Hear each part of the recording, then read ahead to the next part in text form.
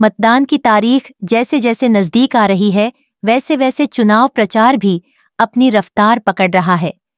इसी कड़ी में सोहना से कांग्रेस उम्मीदवार रोहतास खट्टाना ने नहाड़ेपाल के दर्जनों गांवों में चुनाव प्रचार किया और इस दौरान भारी भीड़ में उनका जोरदार स्वागत किया और नोटों की मालाओं से रोहतास खट्टाना का अभिनंदन किया।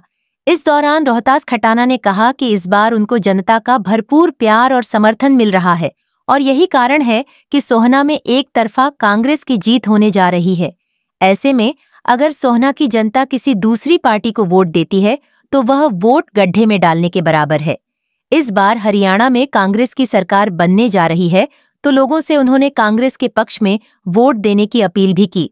नहड़े का पहला गाँव उल्लावास किस तरह देखना चाहिए, किस तरह का समर्थन यहाँ पे है, क्या कहना चाहेंगे? बहुत बढ़िया समर्थन मिल रहा है। पूरे क्षेत्र में ही समर्थन जो है ना, पुष्पन की वर्षा हो रही है। पूरे क्षेत्र में समर्थन में कोई कमी नहीं है। एक तरफा चुनाव है। आप भी पूरे दिन घूमो, आप भी देखो, आप बता दो हमें कैसा लग रहा है आपको। आपने कहा 20 साल आपका संघर्ष, 58 साल में जो है लहर की टिकट आई।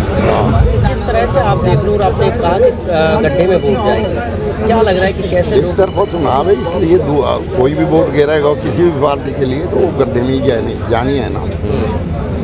हमेशा आदमी को जीत की तरफ जाते हैं तो जीत हम रहे ही है। प्रदेश में कांग्रेस की सरकार आ रही है। चौधरी भूपेंद्र जी हुड्डा और दीपेंद्र हुड्डा और हाई कमांड का धन्यवाद करते हैं। उनने टिकट दी है और उनके मान सम्मान में पूरा क्षेत्र जो है एक तरफ हो रहा है। और हमारा भी संघर्ष देख रहे हैं 20 साल से।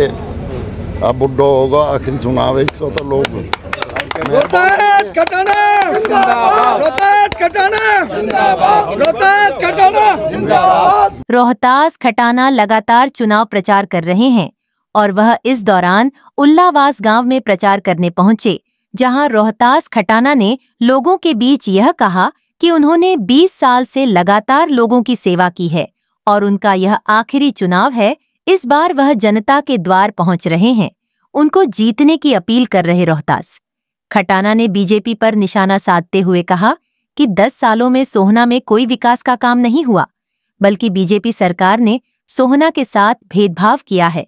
तो वहीं कांग्रेस को सोहना में मजबूत बताते हुए कहा कि सोहना में कांग्रेस जहां जीत रही है तो वहीं जल्दी ही स्टार प्रचारक भी सोहना तावड़ू हलके में प्रचार करते हुए दिखाई देंगे।